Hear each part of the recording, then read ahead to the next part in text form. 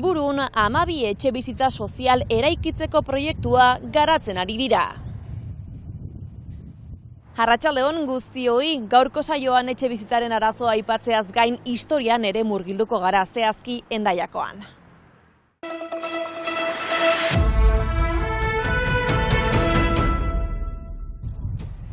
Ziburun 10 proiektua aurkeztu dute 12 etxebizitza sozial eraikiko diren eraikinean, zokoa gotorlekuaren parean.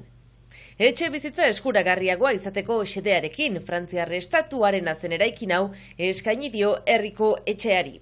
Ziburuko egiak, hainbat teki bezala, badula obligazio bat etxebizitza sozialak ekoizteko.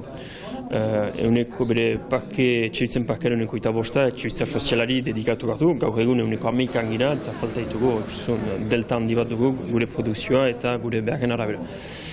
Eta tasa hortara iristeko lurzoruak behar ditugu, Ziburuk lurzoruak gutxi ditu eta estatuak bazuen batimendu zahau, bere garaian estatuko zerbitzuak bertan ziren, zerbitzu administratibo batzuk zeuden eraikin hortan, eta beraz estatuak batimendu hori saldu digu, behar momentuan diru laguntza bat eman digu batimendu hori erosteko, eta gure proiektua izanen da batimendu hori desegitea, eta etxe bizitzak eraikitzea gune honetan, zokoan, etxebizitza sozial gutxi den auzo batean.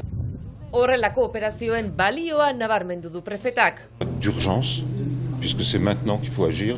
Orain da momentua ezin dugu beste bizpahiru urte itxaron dio. Herritarren zerbitzurako gaude. Parce qu'on est là au service des habitants.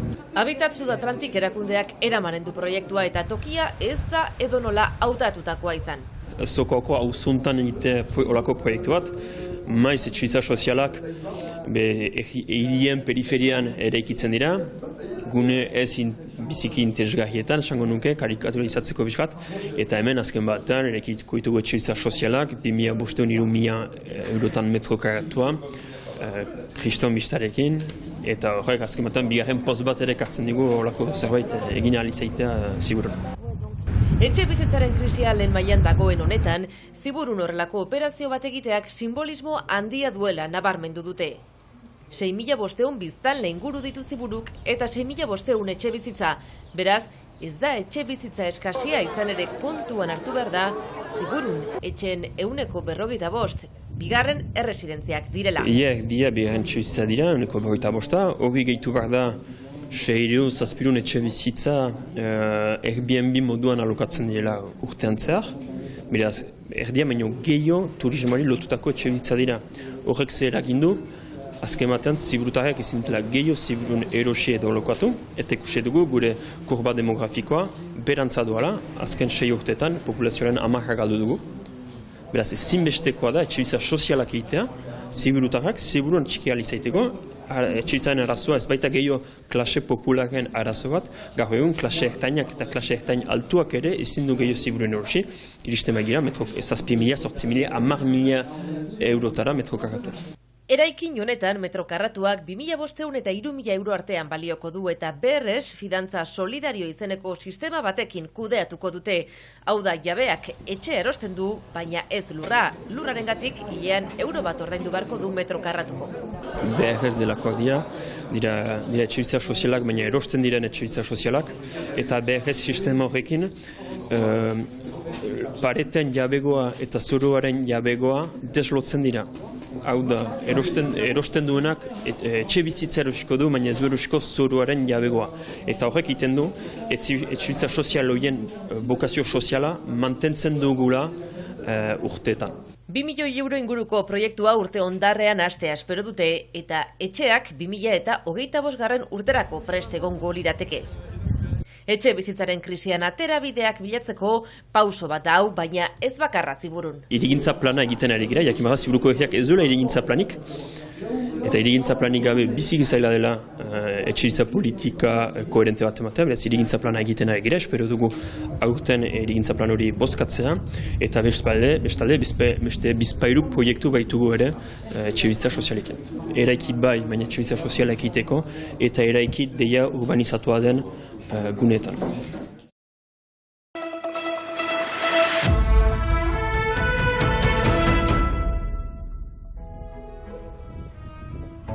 Gaurkoan Agora Txingudi elkartearekin 15. mendeko Hendaiara bidaiatuko dugu. Leku honetan zehazki duela 400 urte gotorleku bat zegoen. Askorentzat zaila da horrelako zerbait imaginatzea.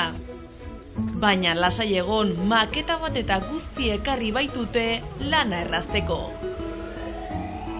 Elkartea duela 2 urte hasi zen bisitaldiak antolatzen, baina koronavirusa dela eta bertan behera utzi behar izan dituzte denbora luzez. Orain indar berriturik itzuli dira eta bertako jendea ikusi daiteken moduan gogotsu dago Hendaiako historiari buruz ikasteko.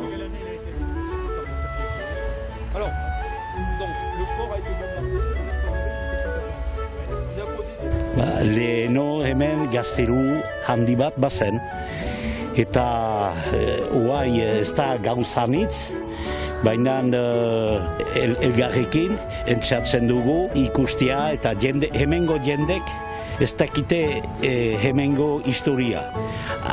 Batek ikusteute zen leheneko murria, leheneko bainan oai jakintzeko, eta gu entzatzen gira tropagia kuadri bat, maketaekin eta entzatzen dugu lehenoko harria ikustia.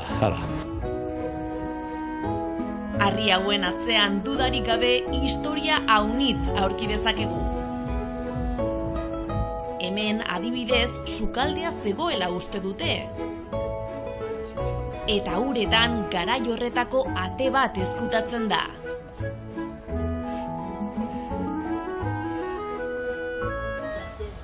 Gauza bat argi daukate elkarteko kideek, gotorlekuaren helburua zein zen.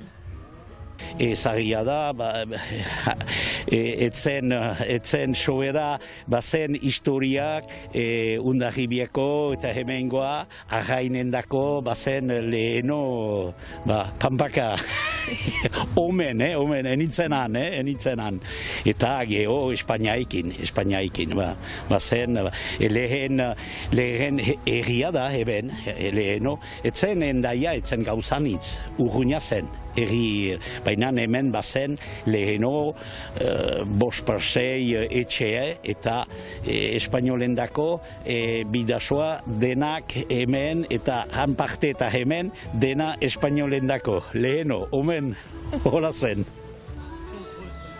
Antolatzen dituzten bisitak interesgarri bezain atseginak izan daitezen, hainbat zatitan banatzen dituzte.